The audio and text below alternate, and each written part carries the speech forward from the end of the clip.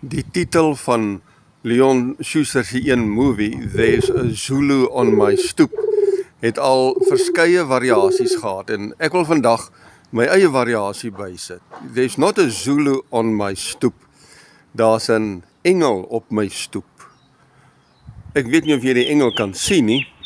Gewoonlik is engele mos onsigbaar. Maar daar is 'n engel op my stoep wat my huis beskerm en daarmee bedoel ek nie die slot nie. Ek bedoel ook nie my kunswerke, my beelde nie. Hulle lyk nie eens soos engele nie.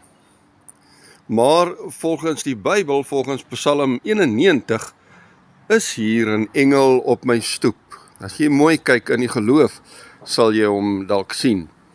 Daai plakker wat mense so op hulle karre se bumper sit, wat sê hierdie motor word beskerm deur Psalm 91, is natuurlik onwaar. Die Psalm kan jou nie beskerm nie, maar die God van Psalm 91, o ja, hy kan jou beskerm. En die God van Psalm 91 gebruik sy engele om ons te beskerm, en daarom wat ek sê, daar is 'n engel op my stoep vandag. Ons sê mos soms, iemand was 'n engel op ons pad. En dan was dit regtig so, iemand het oor ons pad gekom om ons te help. Dit is so asof God self die een vir ons gestuur het. Maar glo jy ook dat daar nou op hierdie oomblik 'n regte, goddelike hemelse engel, of dalk 'n paar van die engele, nou by jou kan wees? Psalm 91 vers 11 sê, hy sal sy engele opdrag gee om jou te beskerm waar jy ook al gaan. Reg deur die Bybel kan jy gaan lees van engele soos hemelse wesens, engele wat God se opdragte uitvoer en ons kom beskerm. Hierdie engele se bestaan is 'n bewys van hoe diep God regtig vir ons omgee, want hy gee die engele, hy stuur hulle na ons toe. En die engele kan ons beskerm, want hulle is werklik magtige wesens. Dwars deur die Bybel raak hierdie engele ook betrokke in die lewens van mense. Byvoorbeeld het 'n engel aan Maria verskyn om die geboorte van Jesus aan te kondig, Lukas 1 vers 26 vanaf. Engele het vir Jesus na sy versoeking in die woestyn ook gaan bedien en hom bygestaan of versterk, Matteus 4 vers 11.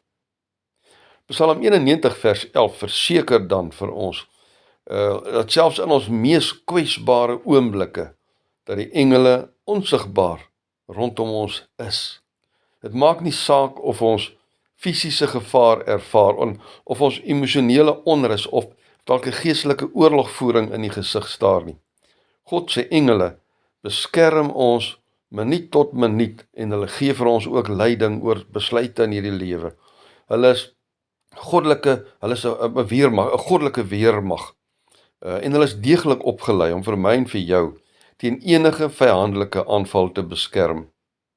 Hierdie engele sal die vyand sien aankom, en hulle sal die vyand se slinkse planne ken, nog lank voordat jy self weet dis 'n vyand met wie jy te doen het.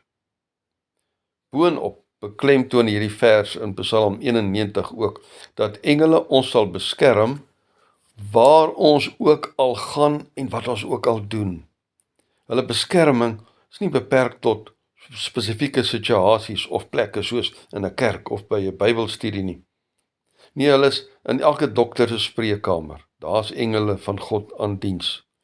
Elke hospitaalgang, elke hospitaalbed, elke hospitaalteater is gevul met God se engele.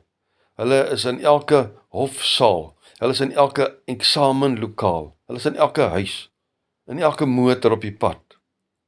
Hierdie belofte is regtig 'n kragtige herinnering aan God se alomteenwoordigheid en sy intieme betrokkenheid by ons lewens. Maar het jy geweet, daar is iets wat jy kan doen om te verseker dat die engele altyd naby jou is om jou te beskerm. Wat is dit? Volgens Psalm 91 stuur God sy beskermengele veral uit na elkeen wat hom liefhet en by hom kom skuil.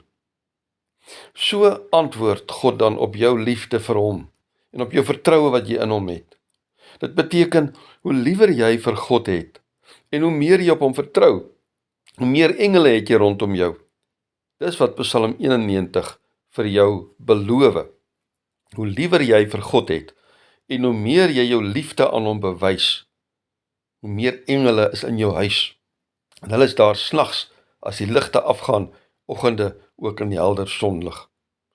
Hoe liewer jy vir God is, hoe veiliger is jy teen mense se skerp tonge, teen mense se bose planne wat hulle met jou het.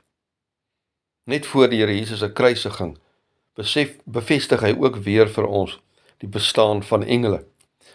Hy sê daar, hy kan 'n legioen engele laat kom om hom van die kruisdood te red. En 'n legioen was daardie tyd omtrent 6000 manne. En hulle het almal gereed gestaan vir die opdrag. Maar terwille van my en jou redding, het hulle nooit so 'n opdrag gekry nie. Maar hulle was daar, hulle was gereed. So jy kan weet, daai 6000 engele, plus nog miljoene meer, is gereed, elke dag gereed, elke oomblik van jou lewe, om jou te beskerm, jou te red, en jou selfs te help om regte keuses in hierdie lewe te maak. Here my God, dankie vir elkeen van u engele, wat ook nou onsigbaar by elkeen van ons is, wat nou saam hier sit en luister. Amen. Baie dankie vir jou saamluister, mag die engele van God, alles het onsigbaar, elke oomblik, elke sekonde van jou lewe, die pad saam met jou loop.